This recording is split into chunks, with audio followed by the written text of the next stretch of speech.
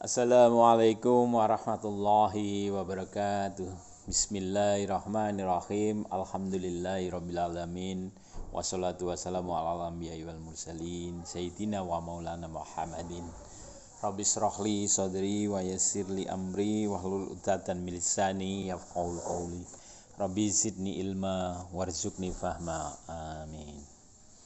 Saudara-saudara, puji syukur kehadirat Allah senantiasa perlu kita panjatkan, karena Allah senantiasa memberikan rahmat dan hidayahnya kepada kita semua, memberikan kesehatan, memberikan kebahagiaan, dan memberikan kesempatan kita untuk mengembangkan keilmuan. Saudara-saudara, kita kali ini masih membahas tentang Islam dan manajemen kebenaran. Dan kali ini adalah merupakan lanjutan dari pembahasan sebelumnya. Tema kali ini kita akan beri nama ilmu fikih sebagai instrumen pencari kebenaran. Saudara-saudara, kalau kita kembali kepada pembahasan di dalam Islam dan manajemen kebenaran, di situ kita menemukan contoh Rasulullah ketika menerapkan sifat paradoksalitas dalam kebenaran, yaitu ketika ada klaim dari beberapa klan untuk mengklaim bahwa klan mereka atau kelompok mereka yang berhak memasang batu Hajar Aswad di dalam bangunan Ka'bah. Kemudian dari berbagai kelompok itu bertikai atau bersengketa. Kemudian Nabi menggelarkan sorbannya, kemudian batu ditaruh di atasnya, kemudian masing-masing klan memegangi dari pucuk-pucuk sorban itu, dan dari situ selesai pertikaian itu. Contoh yang kedua adalah ketika ada persengketaan tentang siapa yang benar di dalam menjalankan ibadah puasa, apakah Abu Bakar ataukah Umar. Rasulullah dengan gaya paradoksalitasnya menjelaskan bahwa Umar juga benar karena mencontoh Rasulullah, dan Abu Bakar juga benar karena kehati-hatian. Inilah gaya paradoksalitas. Apa yang kita ambil dari pelajaran itu? Kalau kita ambil dari pelajaran itu bahwa Islam menyadari sepenuhnya bahwa kebenaran bersifat paradoksal. Kebenaran bersifat paradoksal itu adalah kebenaran yang bisa dilihat dari berbagai kutub. Namun dalam realitasnya kita juga mengakui bahwa ada kecenderungan manusia untuk meninggalkan sifat paradoksalitasnya itu, sehingga manusia cenderung berpihak pada sisi tertentu dan membentuk coraknya tersendiri. Itu juga ada. Hanya saja kita ingat bahwa berkali-kali Nabi Muhammad SAW menampilkan gaya paradoksalitasnya ini. Ada pesan yang bersifat universal yang diberikan oleh Nabi, yaitu Islam berada pada posisi umatan wasaton. Ini merupakan konsen Nabi pada paradoksalitas dalam mencari kebenaran. Apa yang dilakukan oleh Nabi Muhammad ini diikuti pula oleh ulama-ulama yang hidup setelah Nabi Muhammad. Para ulama juga konsen dengan konsep umatan wasaton ini. Semangat dari implementasi umatan wasaton ini, para ulama kemudian menampilkan sebuah keilmuan yang itu kemudian dipedomani oleh umat muslim, yaitu adanya penerapan metode pencarian kebenaran yang bersifat keilmuan. Itulah muncul keilmuan usul fikih. Ilmu usul fikih ini adalah salah satu bidang keilmuan di dalam Islam yang penting, yaitu digunakan untuk memahami syariat Islam dari sumber aslinya, dari Al-Quran dan As-Sunnah.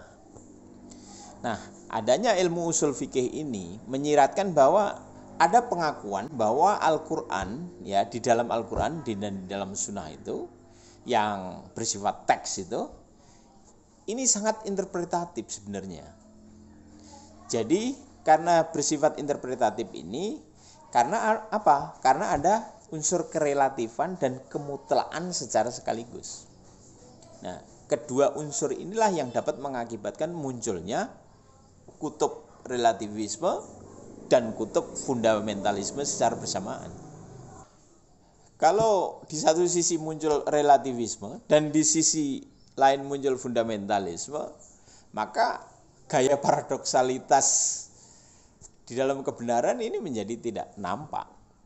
Nah, inilah dengan usul fikih ini kita bisa menempatkan atau melihat kaidah-kaidah kebenaran ini dengan melihat dari konsep umatan wasyaton ini, melihat dari paradoksalitas kebenaran ini. Sehingga dengan munculnya ilmu usul fikih ini diharapkan dapat diketahui kaidah-kaidah, prinsip-prinsip umum syariat Islam, cara memahami suatu dalil dan penerapannya dalam kehidupan manusia. Nah, tujuan ini menunjukkan upaya perwujudan paradoksalitas kebenaran yang tersistematisasi. Saudara-saudara, untuk memahami syariat Islam yang dibawa oleh Rasulullah SAW yang tertuang dalam Al-Quran dan As-Sunnah, para ulama usul fikih mengemukakan dua bentuk pendekatan, yaitu melalui kaidah kebahasaan dan melalui pendekatan maqasidus syariah. Maqasidus syariah ini adalah tujuan syarak yang dalam menetapkan hukum.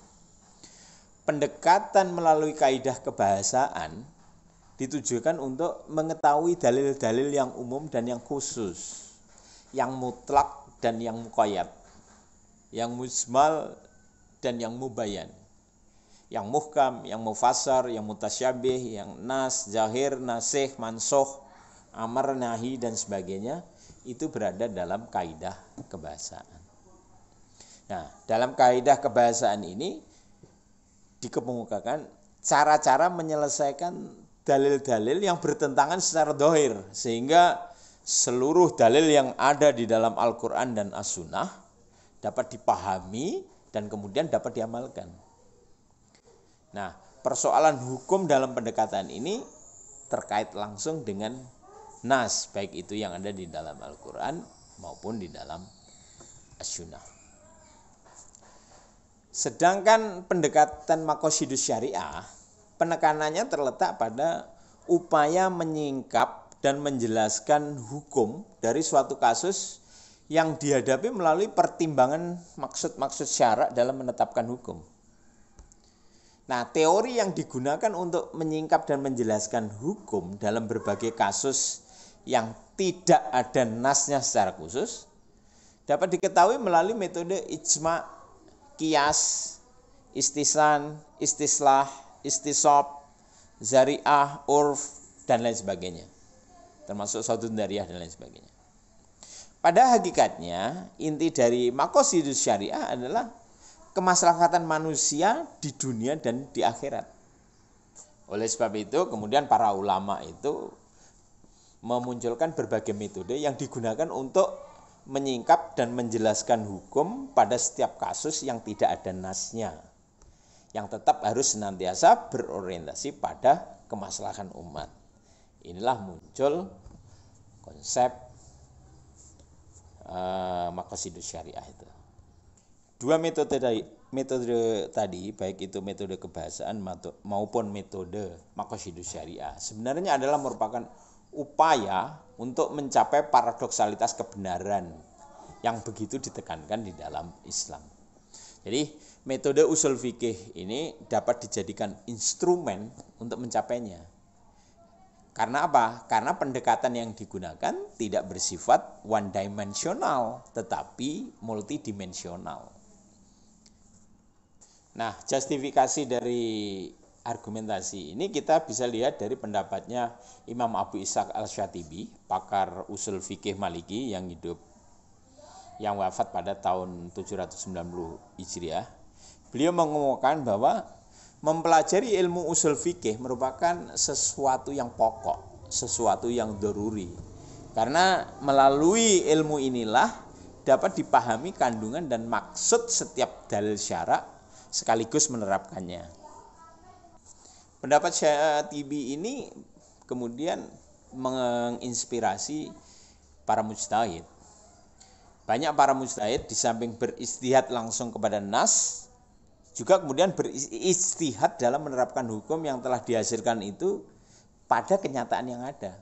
Oleh sebab itu, menurutnya, seorang mujtahid dalam menghadapi suatu kasus yang harus dicarikan hukumnya, harus melakukan 2 kali istihad. Istihad pertama adalah istihad istanbati, yaitu beristihad dalam memperoleh hukum dari nas.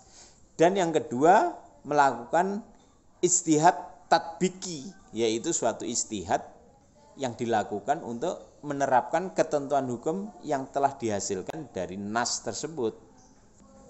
Pada istihad pertama, yaitu istihad istanbati, seorang mujtahid berhadapan langsung dengan nas.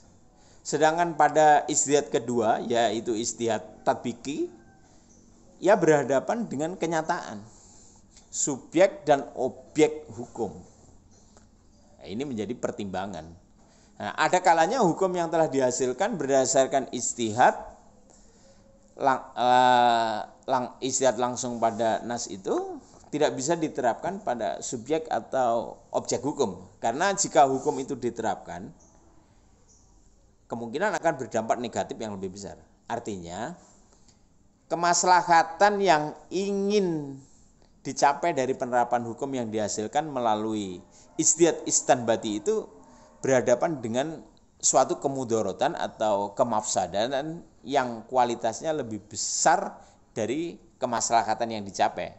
Nah, dalam kasus seperti ini, menurut Syatibi, mujtahid harus mencarikan hukum lain sehingga kemaslahatan bisa dicapai dan kemafsadatan tidak muncul.